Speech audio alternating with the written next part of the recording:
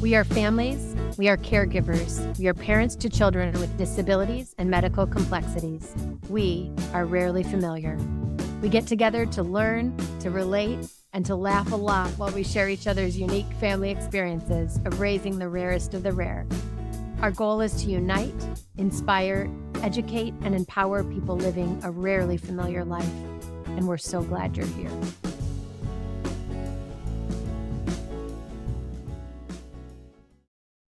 Hi, welcome to Rarely Familiar. This is Haley here with my friends Tram and Jen, where we dig into the realities of raising the rarest of the rare. Today, we're going to get familiar with the magical world of inclusive playground and learn about how to create these play areas for our kids, how more people can build these inclusive spaces. But before that, as we always do, we're just going to check in. Jen, what's been going on this week? We'll bounce around a little. Yeah, well, we were talking about our hair before we started recording, and 2 nights ago at about 12 o'clock at night, I went in the bathroom and I'm like, this isn't working. I took a scissors and I just went like this. Snip, snip, and snip, snip. I snipped 3 inches. I literally parted it in the back, grabbed my hair, and then it was like that real blunt look, and it was dark, and I'm like, this is looking good. Then in the morning, I'm like, what did I do? It was just like on a whim. I just was sick of my look, and nobody has said anything to me. Nobody's been like, oh, Jen, you just cut your hair. So do you guys notice? Can you tell? It's shorter. I guess I didn't know. I didn't notice because I think I just haven't looked. Because you're always looking at my blue eyes. You don't know. Yeah, that's right. That's right. But all of a sudden, it's like COVID times where we all had to learn how to cut our own hair. Right? Oh my gosh. No, but I shaved my hair once right out of college. People were always telling me like, oh, your hair is so beautiful. And I was like, I'm not my hair. I had hair to my low back and I didn't shave it, but I cut it to like maybe an inch. I immediately cried because I got called sir the next day by somebody. And ever since then, that's where the big earrings started coming from, and lipstick, because I'm not going to be sir. I'm very much a woman. And then were you like, okay, so I am my hair. And then I started growing it back, and I decided I did like it. And now you're Rapunzel. Right? And the girl calls me Rapunzel, yeah. What about you? What's up? Yeah, no, we're just hanging in there. I did on Saturday do a little 24-hour jaunt to Duluth. So it was nice. I went up there with my girlfriend. I love this one restaurant up there called New Scenic Cafe. Made a reservation. You drove all the way up there for dinner. Sort of. But I also just needed to take a breather. So we were going to try and do Lutzen and look at the leaves. But then I heard about the 2-hour wait on the gondola. No, it's peaked up there. So it's peaked up there in Lutzen, not in Duluth. And so then we forget that. So we just found this new cute little bar called Tipsy Mosquito in Two Harbors. Oh. We went for a drink. Then we went into Duluth. And if you cross that lift bridge, on the other side, it's a sandy beach. It's so cool. It's so pretty. And so, yeah, the picture I posted, everybody's like, oh, where'd you go? Somewhere warm? I was like, no, Duluth. It's called Park Point, I think, right? Yes. There used to be a race on that side, and I always went with my stepdad, and it was this really flat course, and it felt like we were so far away from Minneapolis. So far. But yeah. Well, If that's you great. close your eyes, it would feel like the Northeast, right? Like Martha's Vineyard or Nantucket. But it was not. So, okay, yeah. I'm going to Duluth in 2 weeks with a bunch of girlfriends. We have a cabin. Again, we do it like every 6 months. So you're saying, why are there balloons going off in the background? That was hilarious. Are you saying that? You should make the leaves have already peaked? The foliage has already peaked? In Lutzen. So, right, it gets colder. So then you just need to look. Okay. But does it matter? It's beautiful anyways, right? It does matter a little bit, but yeah. Okay. I mean, you can't chase it down, and everything was overinflated for hotels. And so then I was like, oh gosh, I should have booked it weeks ago. But whatever. It is what it is. It was nice to just get away. You got 24 hours away. That's all 24 hours away. So we got it. It was done. So that's it. Haley, you've got COVID. Well, now I feel like we're going to end on the like, wah, wah, wah. Like, there's totally COVID at my house. We've been able to isolate. But okay, we're a month into school. I thought it would happen sooner, but yeah. Kim went to the Soul Coughing concert last Tuesday, and $1 million says that's where it came from. Ironically, we all got our vaccines on Friday. I haven't seemed to get it. Felix is home right now. He's a little gunky, but I'm hoping it's just his body trying to fight it off. But we've done this before where Tim's had it and Felix and I have isolated. But it's like the last time it happened, Felix and I actually had a different virus. Tim had COVID. We had something else. So I'm sick and I'm trying to care for Felix and trying to work. It's no fun. It's no Hey, fun. bright side is you guys don't have it. You two Right? don't have it. Only him. Mhm. That's the bright side. And Tim has his own bathroom and he's sleeping on an air mattress in his office. I'm like, he came out of his room today. I'm like, get back in your hole. Anyway, everybody needs to be outside. They need to be on a playground, right? Yes. Segue into our Segue. guest. Good job, John. Good job. So we have Betsy Julian here with us today from Glen. Well, I met her when our kids were together at Glen Lake Elementary. But what I think is really funny is that you and I met on the playground, right? So I think she had put out a post on Facebook. And I'm new to Glen Lake Elementary. I'm trying to get connected and looking at Facebook and stuff. She's like, I'm going to this inclusive playground to check out this swing, up in Delano or something today, if you want to come. And I was like, yes, we'll come. It just happened to be a day we had free. And so I drove up to Delano and ended up meeting Betsy and her family and her son Luke. And she was there scoping out this new swing that she had heard about. And that's how I met her. But Betsy, I'm going to have you introduce yourself and then be sure to include a little fun fact. It's always fun. I will. Yeah. So thanks for having me, you guys. I appreciate it. And I know I'm going to love my time with you because you all seem pretty awesome. Yeah. So a little bit about me. I am a teacher. So I've taught for 20 years. I feel old all of a sudden because I had my first student's child We're all older than this you. year. Oh my goodness. And I said, I knew that day was coming and it came this year. So, yep. So somebody had a kid at like 21 and that child's now in my class. And I showed her mom's picture on my wall. It was just crazy. So, yeah, teaching 20 years. I've only been in the Hopkins School District. I graduated from Hopkins.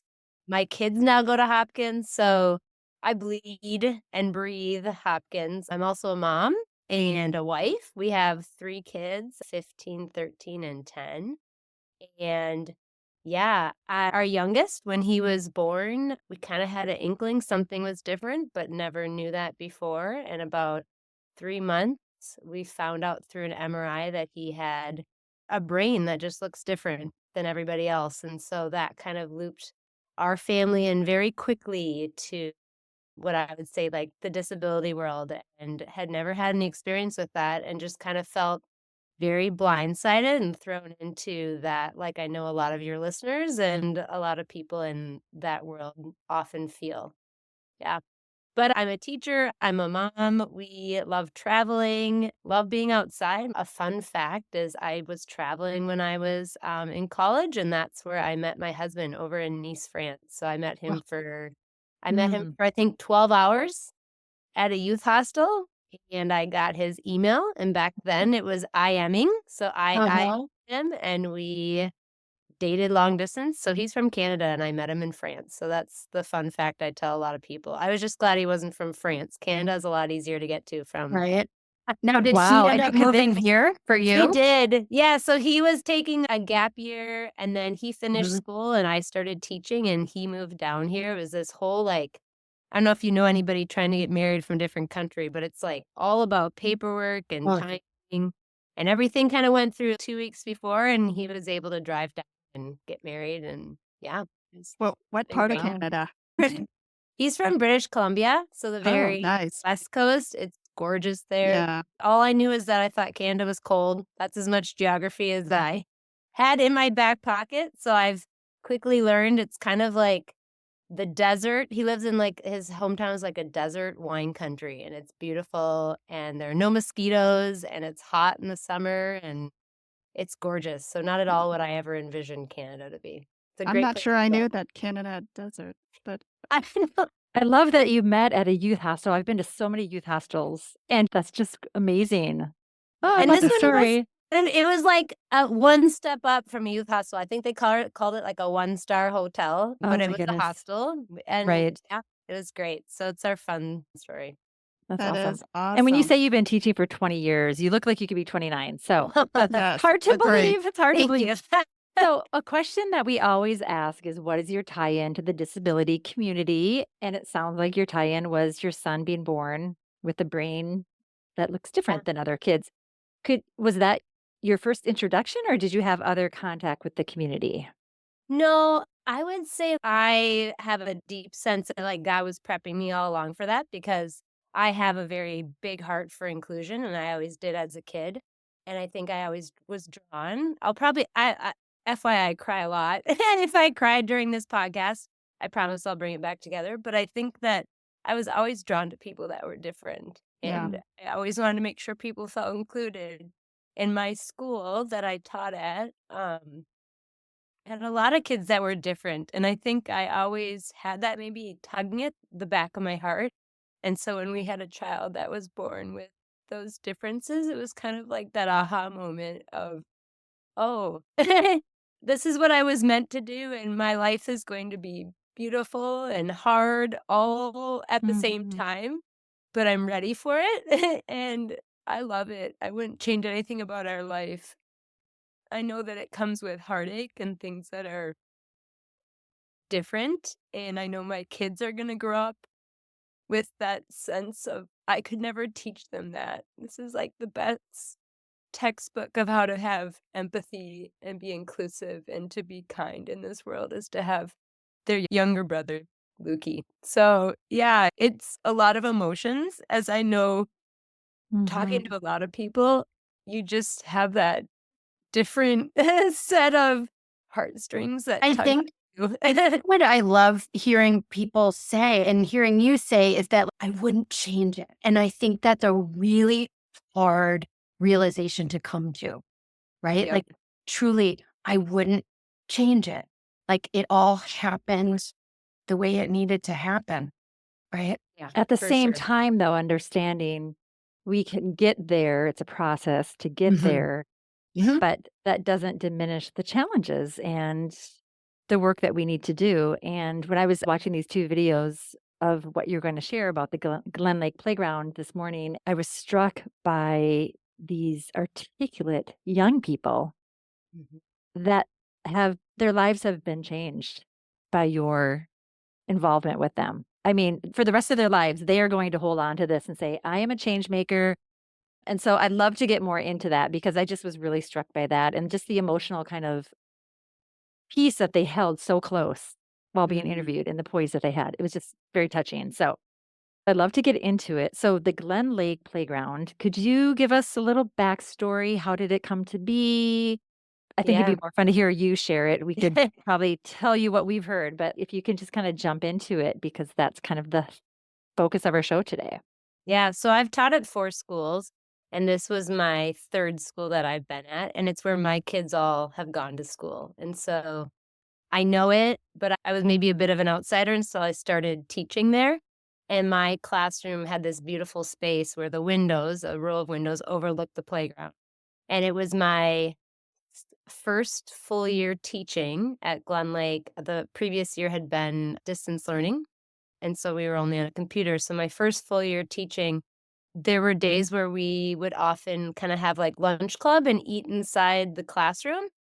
And you would just look out on the playground. And I remember Felix was a kindergartner with his buddy Yeah, Hyatt. he and Hyatt would sit there Yeah. and they're just like sitting there watching everybody else play with a blanket over their lap, breathing because they're not moving. It's winter.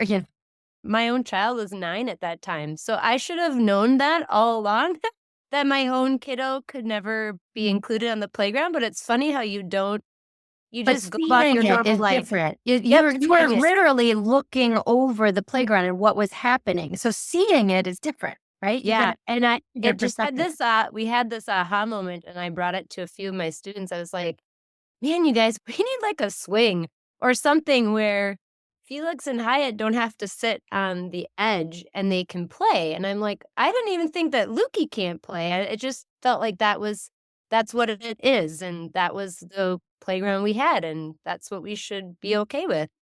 And they were like, yeah, let's do it. So we researched it. Literally, we typed in accessible swing. What popped up was the one that was in Delano. So I was like, hey, anybody want to go check it out? And I brought my whole neighborhood and we went and tried it. And they're all like, yeah, let's do it. And online it said it was only 35,000. So we're like, well, we'll write a grant for it. And then lo and behold, we asked for a quote and they're like, well, it's about 135,000.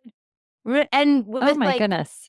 install and the Yep. ported place, and the kids were like, well, it's okay. Let's still try it. So we No concept of money. Yeah, no This was a good lesson, a really good lesson. Oh, man. So we asked for the grant and they were like, well, we can pay for a portion. And I'm like, great, we have a start. And I announced that to the class that we had been given 30,000 to start. And they're like, okay, well, we should just really do the whole thing. And I went to my principal and I love him. He is a yes man. And he was like, yeah, let's go for it. Like, why not? You mean And the whole thing, the whole The whole thing. playground, The whole not just the playground. swing. And Yeah. how old are these kids? What grade did you say Yeah. they are? A lot of them were 10, 11. Some of them had just turned 12. Oh So my goodness. again, I very naively had no idea about concept of how much one cost. The kids had no idea of concept of how much one cost. But I'm like, okay, well, I think about 300,000 will get us what we need. And we started fundraising, and it was Like total grassroots fundraising, like coin Total- drive, bake sale. It was like all these different little things. And then I think it was crazy. all the cold calling, right? That they started doing.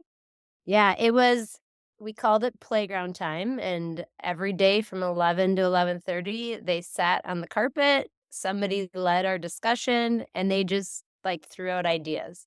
And they talked about what they wanted to do, and then moving on to the next day. And it was just a snowball of they created their own, we call them like little focus groups. And so they would put somebody in charge, they'd sign up their name under a focus group, and they would start calling or get stuff done. So it was amazing. In the beginning, they were able to raise their 300,000 in about 45 days, which Wow. You would love these kids. They're my kind of people. I was like, focus groups, group leader. You've already taught them the You know, skill like- sets of college, right? Like I know. you really And got we're to start a lot of that. right? They kept saying, this is so much better than writing. So we were taking out writing class, and this was writing class. I look back on it and I'm like, some of my kids were like, I learned more in that half an hour than I think I'll ever learn through my high school career. And I look Yeah. at them now and I'm like, man, I would never get up and present to 500 people or to give a live interview or to do some of the things that they've done, cold call businesses. I just would not have done that at this age. And I chalk it up to them coming up with the ideas and them being the ones to push through that fear and cheering each other on. And they just totally took ownership. And my principal and I just said yes a lot and did the behind the scenes work, but they were fully in charge of the direction of that ship, which was pretty cool. So you said in about 45 days, they raised the 300,000 on their own. Now, when did the media come in? Because you guys got a ton of media that snowballed. And so Yeah. then tell me about from the point that the media jumped in, what amount did then it grow to? Yeah, so they were able to raise that first 100,000 very quickly with our grants and lots of community hopping on board.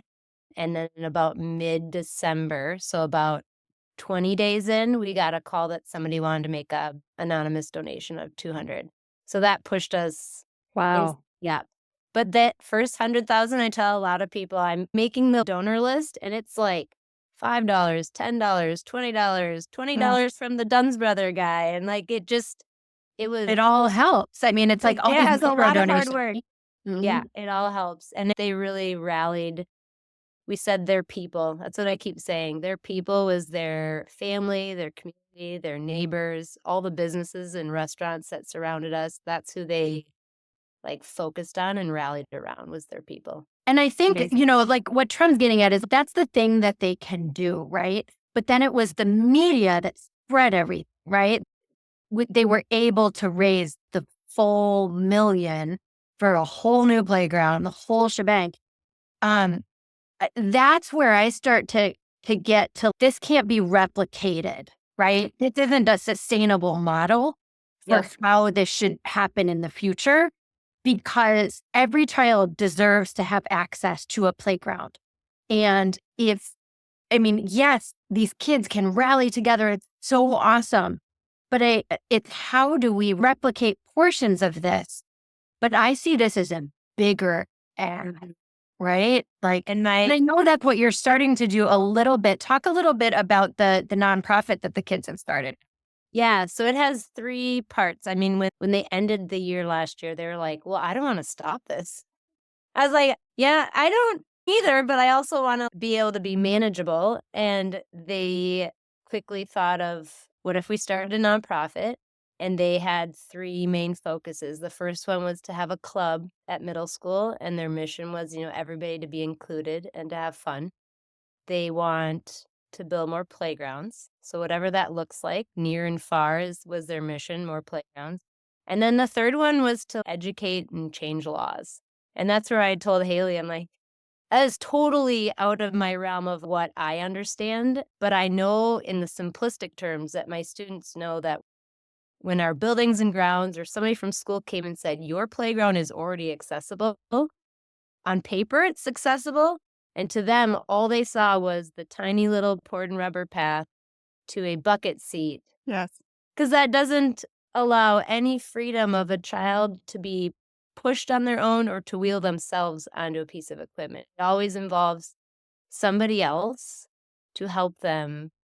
And that's not the accommodation that we're looking for, to have that accessibility piece. There's power in doing things on your own or just having peer-to-peer play. And this new playground that allows that freedom, it's just beautiful because adults can step back and it's no longer, I don't know what the right word is, but it's no longer, Independence, right? Yeah, you have full independence, not degrading. And truly inclusive play. Like the kids are interacting with each other in ways that they never did before.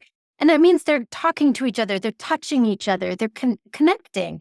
And you can't do that with one swing. We're still having, Well, I have a question, because if you think of inclusive playground from a visual perspective, what defines an inclusive playground? What elements need to be in place, right? Because my son has some sensory issues, and he also has some physical limitations around safety and climbing too high and needing a net, or, Felix and Sadie are in wheelchairs. And what does that look like? So how is inclusive defined in terms of playgrounds, like the elements of it?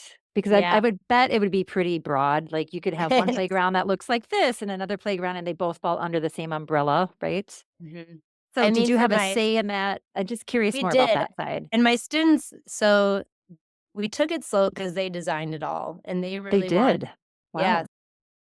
I think they went through about 7 drafts. Wow. They even had their hand in the smallest details. They'd be like, I don't think that one's moved over quite enough. Can you redo that and move that one over? Which was really empowering, but it also allowed them, they just kept rambling like, well, what about a kid that needs this? And what about a kid that needs this? And so there were 2 pieces we kind of learned. We knew accessibility in terms of like a wheelchair. That was like a big top priority because that's the need that we saw originally change the playground. But then the inclusive piece was, what about everybody that either has a hidden disability or something that maybe just would benefit everybody, but it would be particularly good for somebody that has this? And so they were able to sit with the designers and be like, okay, so what if somebody is visually impaired? What can you show me that the playground can, have with that? What about somebody that needs like a small hiding place so that they can take a breather and they can relax? And what about somebody who needs to always be moving? What kind of equipment are you going to have for that? And so their terminology was, I need a wheelchair to be able to move freely, and I need all my little pieces of my playground to benefit anybody, like anybody with anything. And so that was cool to see because I feel like that term is very broadly used. But the kid did such a good job. They were so thoughtful in the questions that they asked. And I'm coming from a design background going like, oh, am I going to have to really step in here? And I was so blown away and impressed to the fact that, they were talking about Luke and Dempsey, who kind of leaned back in their chairs a little bit. And they're like, well, can we have them look up at, different colors? I mean, they were thinking, because they knew these kids and they went to school with these kids of all different abilities, they were able to see and really try and empathize with their situation and put themselves in their shoes and say, what if I were in this position, what would I want? I mean, I blew me away. I think impressed.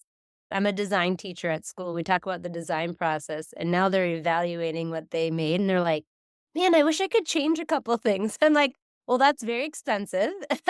So we're not going to do that, but it's great because part of what they want to do moving forward is educate to help other people make a playground and just educate with what they learned from making one. I mean, really, the playground manufacturers need to hire this team of kids, right? I mean, that's the easy solution.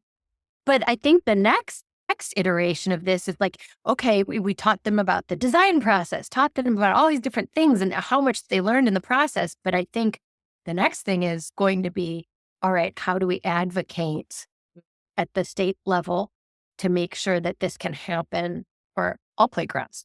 And we're thinking about not just physical, but invisible disability and calling that inclusivity rather than just a swing. Mm-hmm.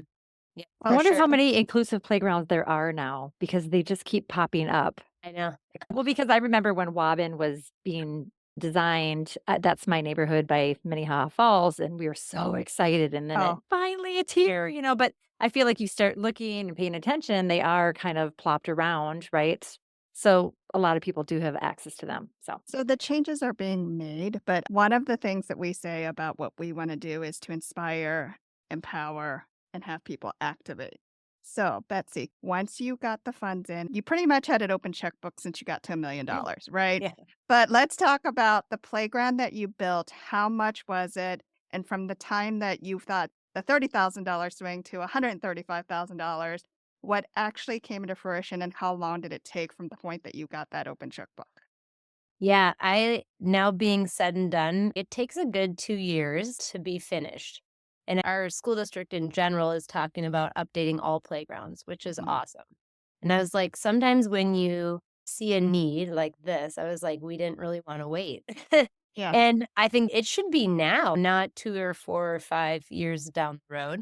But from start to finish, I would say if you are being purposeful in your design and including your community with all aspects, it 2 years felt like a long time, but I look back on it and I don't know a different way to rush it unless we didn't live in Minnesota and there wasn't snow, because that eliminates 8 months of the year of building a playground. Got it. And so then how much did it cost, may I ask, for you Yeah, to so build? it was, and what I find shocking is that my students made all of these cuts because they wanted to make a good, solid playground that was as cheap as possible, and it was $860,000 said and done. Okay. And so now we have new eyes. When we look at new playgrounds being built, like the one by the soccer stadium, I look at it, and playground companies showed us that every time you make anything specific, it tags on $50,000 to $100,000. So everything in our playground is right out of their book. And so nothing is made special for our playground. So with about 860, just under $1 million, that makes, I don't want to say a generic, but That was pulling from the menu, right? yeah, it's pulling from the menu. Nothing is made to order on our playground, which is, again, that's just shocking.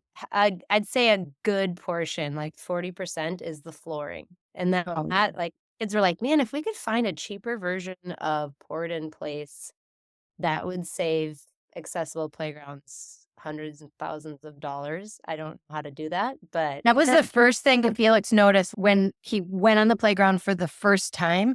He typed out on his talker, "It's squishy." Even in his wheelchair, he could feel the give of the. So it is sort of funny, right? 'Cause some people joke, right? We grew up in the 80s where we had metal slides that burned us and tires and concrete and asphalt. And here these kids are soft and they get a soft playground. I'm totally joking. But Haley, did Felix ever express any more about how it felt to have this built? And he was kind of one of the reasons it happened, really. The kids saw him sitting there. Does I he think ever, Steve has he just said anything? I don't know that he said anything, but you can see it because he's independent. He's able to go do stuff in his power chair. He zips around there. Like the kids built a track around the whole playground, like a little, like the Cool. Yeah. road. And that was the first thing he did. He like followed that road all around at top speed in his wheelchair. And then, just the fact that he can get to things himself. It was all wood chips. I remember when I got to that school, I'm like, who do I need to talk to about these wood chips? Yeah. I'm like, everything pointed to, I love this school, but these wood chips gotta go. Yeah. I mean, you see it in the interviews, right? Where you see the kids smiling. So like Dempsey is on the wheelchair swing and you can see the glee. So Betsy, I was there. I don't know if you knew.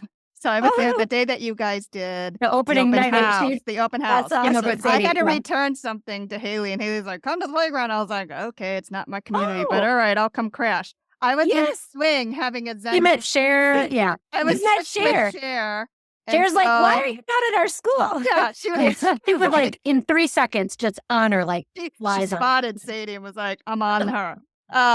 But what was really nice about it was watching all the kids, seeing the kids that are needing this playground. Like they kept looking like, "Ooh, look, they're using it," and it was sort of cute to see the whispers and the smiles, and even just the little modification that Cher did. She was like, "Oh, does she have tie downs?" We actually modified it for tie downs, and it's true because I've been on the Gillette, that same exact swing. And I was like, this is a little nerve-wracking that I just have to depend on the brakes to make sure she doesn't slide into me. So I think those thoughtful little details that your kids and the staff that worked on it has made it to really be thoughtful and for the wheelchair users. And I would agree, like Jen, for you, you have to think about the fence around it. And most schools have a fence around their playgrounds, but the sensory things, they have a tunnel that Sadie can actually go under. And I was like, oh, that's a really nice touch. And so it is learning to see all these other inclusive playgrounds, but it is casting much further because, right, like the swing, while I can get her out and put her in a bucket swing, half the time the straps aren't broke. Mm-hmm. And so it's just those little things that normal kids would not think about, but we have to think about. So it is amazing how you've changed that face of what a playground looks like for these kids. I think it's Yes. also fun, like we could see out the window that an elderly couple went and got in the merry-go-round with their grandchildren in a stroller. So I was like, this is not just limited to Correct. school-age children that use And a wheelchairs, yeah. wheelchair. Yeah, it was like, hey, this truly is for everyone, which is really, Say, before the soft opening, we were there with Felix. It was like open, but not really open. And you could see as soon as the kids were starting to go away, because it was like bedtime, the adults started creeping out. Oh, fun. And they wanted to check it out. And they were having a blast. I mean, talk about inclusive. I mean, it's, grandparents playing with their little kids, people in the neighborhood coming and check it out and reconnecting with their inner child. I mean, there's so many benefits. And I think there's studies to show, right, how much play has to do with development. And, it makes so much sense for this to be a priority, certainly in Hopkins and beyond. Cher said it best. She was like, my son, Luke, like the only way that I think he learns and gets stimulation is through play. And that is hand over hand, somebody being right next to playing with him. That's his joy in life. And that's my joy as a parent, is to see that. So when that's missing, it's like, well, what else? It doesn't feel like there's a lot else to school and learning. And so when you have that connection with a peer and you can play just the two of you or just the group of you without that adult, it's magical. Yeah. And I commend you too, because I think you are a busy mom. You have 3 kids, you were full-time, and you took this project on. So it was no small feat. So I commend you for that. I also think it's important for the listener to give them this idea that that is large scale. Like you went above and beyond, and there was a lot of support in the media piece. But for example, the neighborhood little playground by my house, my son has an elopement risk and he's very cognitively impaired. And so there was a road and I was so worried. They put a brand new playground in and they did not put a fence to, and it's not an inclusive playground. It's just a normal playground, but there was no fence and there's kind of a busy road. And so my mom called, I had a friend call, 3 of us. We made multiple calls to the city and we said, hey, you have to put something up. Somebody is going to run from the playground and get hit by a car. And lo and behold, they did. Now, it doesn't go nearly as far and as wide as it needs to be, but that was a smaller task that, Wait, somebody got hit by a car, or no, you somebody shouldn't did. even I'm possible. trying to make the point. Okay. No, nobody did, but it was a barrier that we needed. That it. wasn't recognized by the people putting up the playground because they weren't thinking about kids like Julian, and kids who don't have the ability. My point is that, that's a small scale change. And so those can still happen even if we don't have the 800,000 for a big playground, So Yeah. I just It's think the to be awareness of the mindful that. needs. I just think people aren't aware of the need. And until people speak up, make the phone calls. Yeah. There Well- was down by Children's Hospital. I remember calling the city of Minneapolis because I said, I like to park for free. I don't like parking in the ramp. I should still have access to free parking. And when I go and push the wheelchair over your free parking area, the sidewalk is crap. And it's so empowering to walk back there 3 months later and I'm like, oh my gosh, somebody fixed it. Like Yeah. it's not hard, but that extra phone call of asking. You just or- don't know. They You really just don't know. Like people, I don't think and I'm guilty of it. I never saw through that lens until you're immersed with it. And so until you're there and until like having my own students now have that same lens, I think having more people having that lens will create a more beautiful, inclusive world because kids will see the need before somebody has to ask and they'll ask for it to be changed. I think one of the biggest, there's so many wins for this too, but I think it's the awareness piece, right? We have to be loud. And I think the fact that it got picked up by local media and the national media, it brought a level of awareness to this issue that hadn't been there before. I mean, the Steve Hartman video, that got viewed by like millions and millions of people. And I think people just did not know that there was as much of a need as there is. And then seeing it happen. And it's how do we take that a step further now? Like awareness is starting to be there now, right? You've got the nonprofit in place, the kids are getting involved. Now it's like, okay, step 2. And that's the activation piece, right? Tram, that's what we're talking about in terms of taking it to the next level, writing the bill, making sure there's some government support so that every child can be included in play. Because like you were saying, this is Luke's form of learning and interaction. We need to support all of that. Yeah. Agree. So let's talk because you did have a big celebrity moment as well. So you were on Kelly Clarkson. Tell us how it was. I actually watched it. So it was really sweet how even the guests before him were like, you're the big hero. We're not that big of a deal compared to this woman. So please tell us about it. Well, I remember you didn't want to go. You didn't want to do the show. And I was like, I cannot be friends with you. We're not going to do this. I know. This is the opportunity that I'm seeing. Like, I told my coworkers, I was like, okay, well, I'm going to say no. And they're like, what? You can't say no. And partially because I'm a creature of habit. I didn't want to leave for the weekend and I don't want to write subplans. And who's going to watch all my kids and do laundry and make food? And I'm also terrified of on camera. Yeah, I have a very deep breath and it still freaks me out to this day because I cry at the drop of a hat. I cry all the time because I'm really passionate about it. And yeah, it was nerve-wracking. I didn't know how scripted it was to go on to a show. I mean, I had done a lot of interviews and it was very natural and easygoing. And this one was not easygoing. I had a script. Then they told me my script is too long, so I had to shorten it. It was like hair, makeup, countdown. And then I just remember being ushered on and I met her for about 6 minutes and then I was ushered off. And so it was just a blur. I was so thankful it was done because it's just not my cup of tea, but my students were so happy that I went. Oh, I bet they were. Who was the guest on the couch? Oh man, it was, I don't even remember. Karamo. Oh yes, Karamo, yes. And I love Queer Eye, so I was like, oh my gosh, Oh, fun. like starstruck. Yeah. And then the other guy, I'm blanking on his name, but he was in the new Top Gun movie. And so I kind of didn't know him, but I'm like, oh, well, he's nice. They're both very cute and handsome. Right? And Kelly Clarkson was awesome. She was just as happy and personable and kind as she ever looks on TV. So, Yeah. yeah. And she has kids, right? So just does. that other piece of a mom understanding like this is for everybody. So that's awesome. Amazing. And you're doing great. I mean, you've been interviewed a million times. Yes. But those kids, I can't even speak like they I know. Yeah. I was like, maybe next time we do something, I just bring some kids on, because we were doing a podcast and they're like, it's all good, Miss Julian. You take a breath and I'll keep talking. That's awesome. They can come work for us on the podcast. Yeah.